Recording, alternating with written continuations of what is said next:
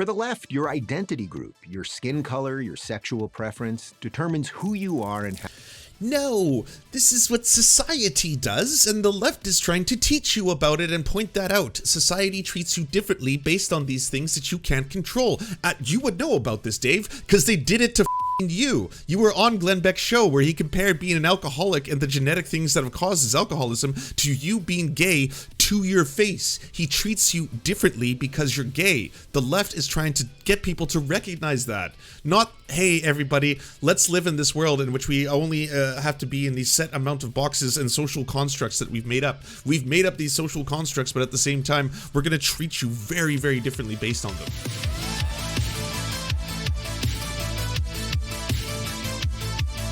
My friends, it has been some time since we've experienced some high-level ideas. And it turns out Dave Rubin has a new PragerU video. I have not watched it. I have not even pre-watched it. I'm very curious where he will go in this day and age in his latest PragerU experience. It's been a very long time since we've Dave Rubin'd anything, to be totally honest. I think we've deprived ourselves of Dave. I think we've just kind of accepted that he is the clown man of the right that no one really respects or likes in most regards. He's pretty much the bottom of the barrel. Yeah, the mime of pundits. Anyways, let's learn. Something ain't right, and we all know it. Are we just going to give up on the greatest country in the history of the world? Or are we going to fight for freedom and a thriving future? They always tell us that we're at a once-in-a-life. I do wonder sometimes how much of his voice, is it a combination of him trying? Does he lead into it? Is he like, hey, how's it going? Hey, how's it going? The greatest country in the history of the universe, the US of A.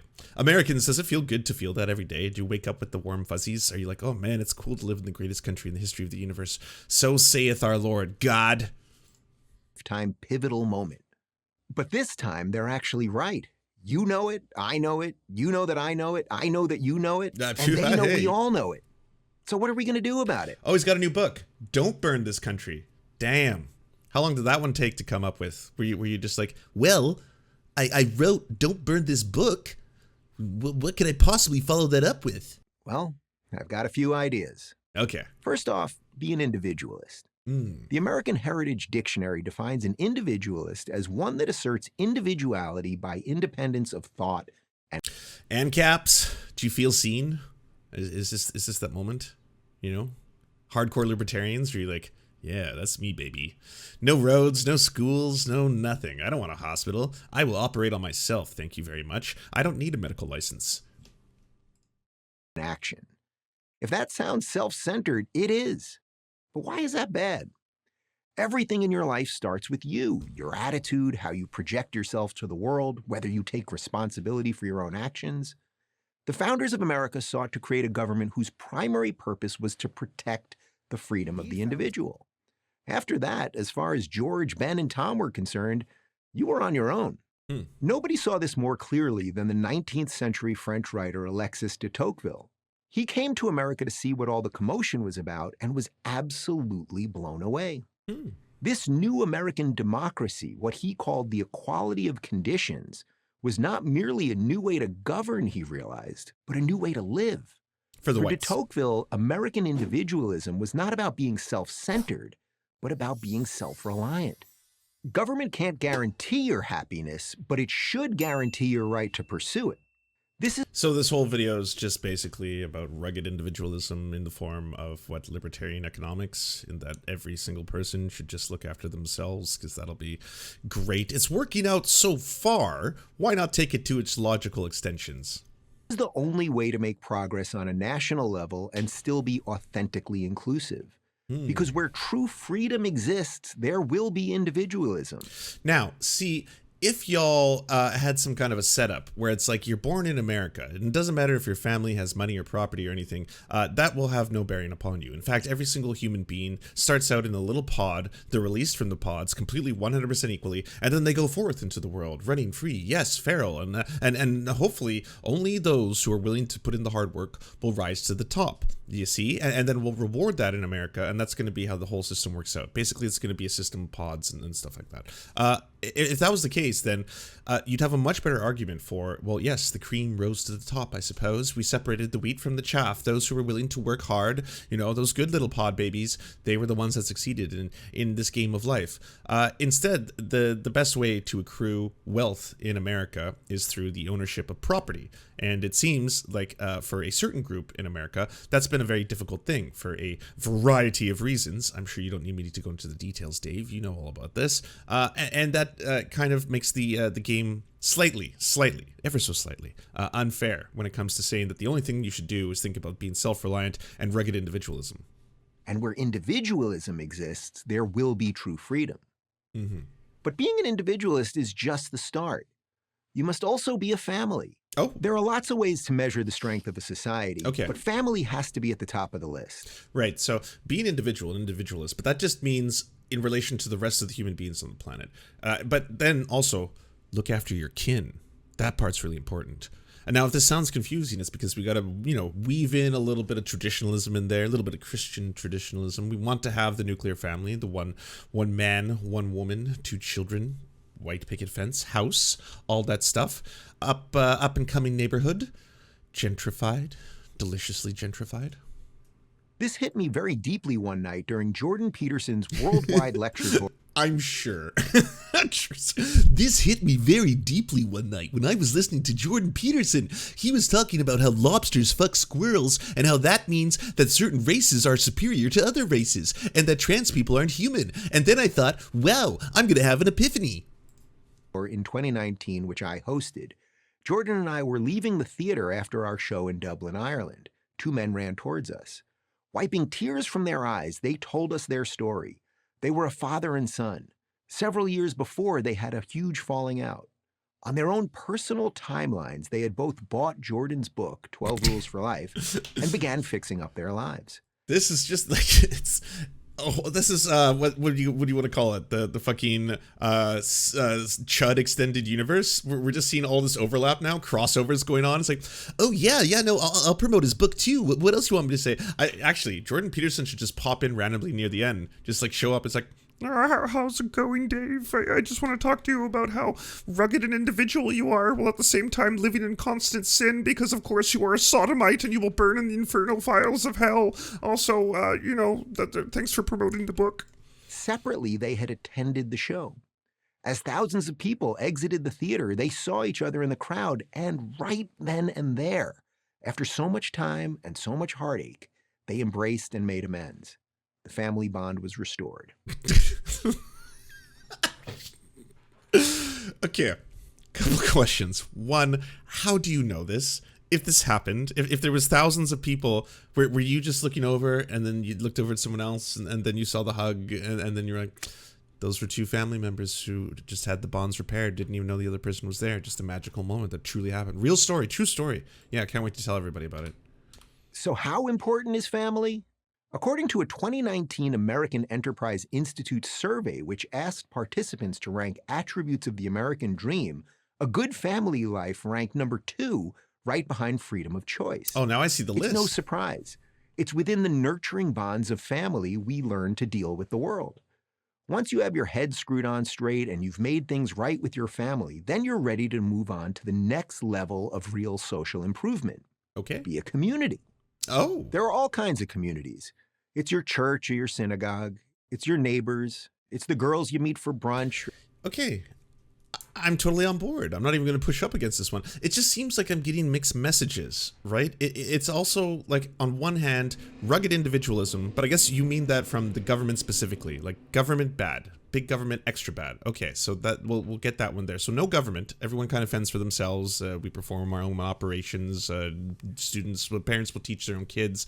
All that. But at the same time, we have a strong sense of community, localized community, just basically directly to the person who lives right beside you. I mean, this part I would agree with. I think community and being part of community and also building within the community is all a beautiful, splendid thing. For the guys you play basketball with. It's the group of people that know you and care about you, and you care about them. Next to breathing and maybe a couple other things, I don't know what's more essential than that. When George Bailey's brother toasts George food. At the end of the classic movie It's a Wonderful Life to the richest man in town, we know exactly what he's talking about. George's community. Are you catching the theme here? When individuals are healthier, the family is healthier, and in turn, so is society. It's obvious. We know it. Which is why those on the left oppose all of it, every piece. What are you talking about? No. I'm actually just pointing out how confused y'all are. And I mean, I know you're kind of distracted because you've gone to a few too many Jordan Peterson shows and saw too many random strangers who actually turned out to be family members reconnect and hug each other. And I imagine just seeing the very miracle of creation in that moment and staring into the eyes of God, you must have been like, well, this is just incredible. Wow, what a moment that's just happened to me. But I mean, ultimately, there is some points you're making, Dave. It's not all gibberish. There's a couple clever notes in here. They despise the free-thinking individual. They denigrate the family, and they have no true understanding. What are you talking? What? What is? I worry. Okay, maybe it's the libs of TikTok. I don't know. Maybe it's just the straw man of what the left is. What? No. I mean, if you say they denigrate the family, what you should look towards are the fucking conservatives who have just been going to town on you for having 2 sons and 2 kids in general. Like, how about all the conservatives who are absolutely furious at you, saying that you're living in an abomination, this is a sin? You have to fucking have, what's his face, Glenn Beck come on the show and do this whole little thing where he's like, okay, everyone's flawed, all right? I'm going to admit it. I'm a drunkard. I'm an addict. I drink and I'm an addict, and that's it's a horrible thing. You're gay, and I mean you were born that way. I accept that you were born that way, just as I was born a drunkard and an addict. These are both just really terrible things that we are. We have no control over them, as you can tell. It might be a little offensive to you for me to compare and conflate these two things. Anyways, that being said, you didn't need to do what you did. Okay, you could have just been the good one. You were better off being the good one, and now what am I supposed to do with this? Holy shit. Of community. For the left, your identity group, your skin color, your sexual preference, determines who you are and how. No, this is what society does, and the left is trying to teach you about it and point that out. Society treats you differently based on these things that you can't control. You would know about this, Dave, because they did it to fucking you. You were on Glenn Beck's show where he compared being an alcoholic and the genetic things that have caused his alcoholism to you being gay to your face. He treats you differently because you're gay. The left is trying to get people to recognize that. Not, hey, everybody, let's live in this world in which we only have to be in these set amount of boxes and social constructs that we've made up. We've made up these social constructs, but at the same time, we're going to treat you very, very differently based on them. How you think. Defy this identity at your peril. If you're black and you're conservative, well, as one elderly gentleman put it, you ain't black. Before they scrubbed it from their website, that was racist for him to say that. It was racist for him to say that. I can say that out loud. He should not have said that. It's super fucked up for a white person to have said that. Yes, that doesn't change anything I just said. All about deconstructing the nuclear family. You know, mom, dad, and the kids. As for community, it's too independent and too traditional. The left demands that you be part of the collective, a hive mind where everyone thinks the same. What are you talking? What is this? Have you been watching Star Trek? Do you think we're the Borg? What is this nonsense? No, we're just saying that there's other calibrations. Again, you would know, Dave. You're in one. A family can have 2 daddies. A family can have 2 mummies. A family can have 3 daddies. A family can have 2 daddies and 1 mummy, or 4 daddies and 4 mummies. It doesn't matter. Like it turns out when you do the studies and you look at how how it affects the children, if they are getting love from parents, that's what matters. It doesn't matter if their parents are boys or girls. It doesn't, like, that fucking hell. It's not like we must now all plug into each other because this is some kind of collective hive mind and all think the same. Anyone outside the hive mind must be shouted down, harassed, or canceled. Is that the world? Well, Lance, that's Borgophobic. Oh God, you Borgs, you would say that. Well, whatever. I'm gonna die on this hill. I'll get canceled. Yeah, that's right. Lance was Borgphobic. Whatever. You want to be part of? How about this instead? Be an individualist. Right. Be a member of a family. Be part of a community. Wait, what?